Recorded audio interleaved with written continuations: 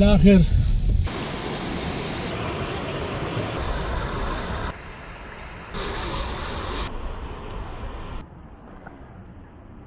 مدین trout form جا رہے. مدین ٹراؤٹ فارم کی یہ خاصیت ہے کہ یہاں پر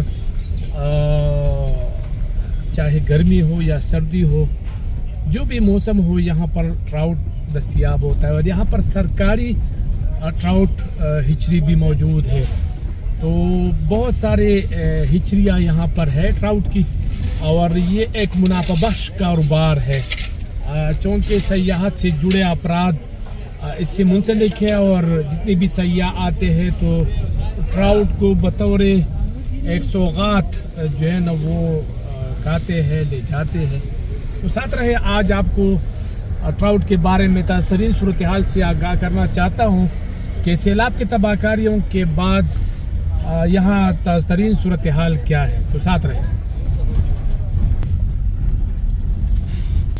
بالآخر چیل روڈ پر کام شروع. یہ ایک اچھی خبر ہے کہ چیل اور یہ جو آگے کا ایریا ہے بہت ہی زیادہ خوبصورت ہے، اور ٹراؤٹ پارک کے لیے بھی یہ سڑک تو بہترین ہے.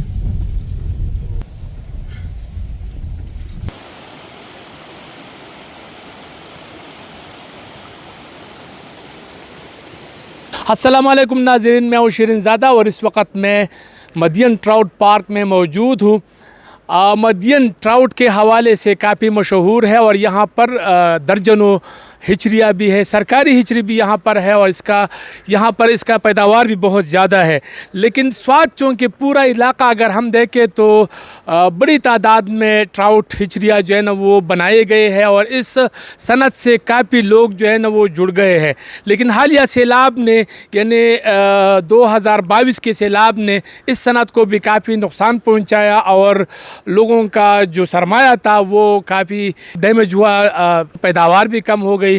یہ اگر آپ دیکھیں تو یہ جرگہ یا ہم اس کو میٹنگ کہہ سکتے ہیں، یہ سوات بھر سے لوگ آئے ہیں، اور ان کا ایک ہی مطالبہ ہے، اور وہ یہ ہے کہ جس طرح زرعی زمین کو اور مکانات کو مطلب سیلاب سے جو ڈیمیج ہوئے ان کو شامل کیا گیا ہے، ان کو نقصانات میں جو ہے نا ازالے کے لیے کچھ نہ کچھ وہ حکومت کر رہے ہیں. لیکن جو ٹراؤٹ ہچریاں ہیں ان لوگوں کے لیے ابھی کوئی اس طرح اقدامات نہیں کیے جا رہے. تو شروع کرتے ہیں. یہاں ہمارے ساتھ ایک دوست موجود ہیں، ان سے جانتے ہیں آپ کا نام کیا ہے اور یہ بتائیں کیا مطالبات ہیں آپ لوگوں کی. بسم اللہ الرحمن الرحیم. میرا نام شکیل احمد ہے، میں منگورہ کا رہنے والا ہوں. میرا ٹراؤٹ فارم تھا کلام روڈ مانکیال میں. تو ہم تقریباً کافی ٹائم سے انڈسٹری تو چل رہی ہے، لیکن ابھی تک گورنمنٹ ہماری پروونشل جو KPK کی جتنی بھی گورنمنٹ وغیرہ ہیں ابھی تک اس کو ریلیف میں شامل تک ہی نہیں کیا ہے. ہمارا تو پہلا یہی مطالبہ ہے کہ پہلے اس کو ریلیف میں کم سے کم تو اس کو شامل کیا جائے، کیونکہ ہمارے ہر فارم میں کم سے کم 15 10 8 6 ہر اتنے بندے کام کر رہے تھے. ابھی وہ سارے جو گھر میں ہی بیٹھے ہیں، تو ابھی وہ کہاں سے کر رہے ہیں، کیا کر رہے ہیں، کیا نہیں کر رہے ہیں. ہم گورنمنٹ سے یہ ریکویسٹ کر رہے ہیں کہ کم سے کم اس کو پہلے ریلیف میں ڈالیں، پھر اس کے بعد ہمارے ساتھ کچھ نہ کچھ تعاون لازمی ہے. اس وجہ سے ہمارے ساتھ تو کیا مطلب جو بندے ہمارے ساتھ کام کر رہے تھے ابھی اس کو پتہ نہیں کہ وہ کیا کام کریں گے کیا نہیں کریں گے. کہیں ایسا نہ ہو کہ مطلب ہماری حکومت کو پھر وہ نقصان پہنچانا چاہیے، ہمارے معاشرے کو نقصان پہنچانا چاہیے. ایک اور دوست ہمارے ساتھ آپ اپنا تعارف کروائے اور یہ بتائے کہ کتنی ٹراؤٹ ہچریاں ہے سوات میں اور کتنا نقصان ہوا ہوگا. جی میرا نام نقیب اللہ ہے، میں مدین کا رہنے والا ہوں، اس صنعت سے وابستہ ہوں. تو یہاں پر تقریباً آپ سوات میں 400 کے قریب ٹراؤٹ فش فارمز تھی، اس میں تقریباً 300 کے قریب مکمل طور تباہ ہو گئے اور بعض جو ہے وہ پارشلی ڈیمیج ہے. تو مطالبہ ہمارا یہی ہے کہ ابھی تک 5واں مہینہ گزر رہا ہے، لیکن کسی کا ہمیں نہیں، نہ صوبائی حکومت نے، نہ مرکزی حکومت نے، نہ کسی NGO نے. اور یہاں پر المیہ یہ ہے کہ ٹراؤٹ فش فارمنگ جو ہے وہ ریلیف میں شامل ہی نہیں صوبائی حکومت کی وہ اس لسٹ میں. کتنے لوگ اس سے جڑے ہیں، کتنے لوگ بے روزگار ہو گئے؟ یہ تو ہزاروں کی تعداد ہے، کیونکہ یہ ٹراؤٹ فش فارم میں لوگ کام کرتے تھے، پھر اس کے بعد ریسٹورنٹس میں کام کرتے تھے، اور جہاں پر کوئی ریسٹورنٹ ہوتا وہاں لوگ کوکے لگاتے تھے یا اس طرح کی کوئی چیز بیچتے تھے، تو وہ سارے بے روزگار ہو گئے ہیں اس. ٹھیک ہے، عثمان علی سے بھی بات کریں گے. عثمان علی آپ بتائیں، چونکہ آپ اس پارک کو چلاتے تھے، سیاح کافی تعداد میں آتے تھے، تو اب کیا صورتحال ہے؟ سیاحوں کو کیا آپ لوگ ٹراؤٹ فش فراہم کر سکتے ہیں، نہیں کر سکتے؟ اس کے پیداوار میں کمی آئی ہے؟ مہربانی شیرین زادہ صاحب، آپ کو پتہ ہے کہ ٹراؤٹ پارک جو ہے یہ پاکستان میں ایک مشہور جگہ تھا. یہ تقریباً 20-25 کنال پہ ہم نے بنایا تھا.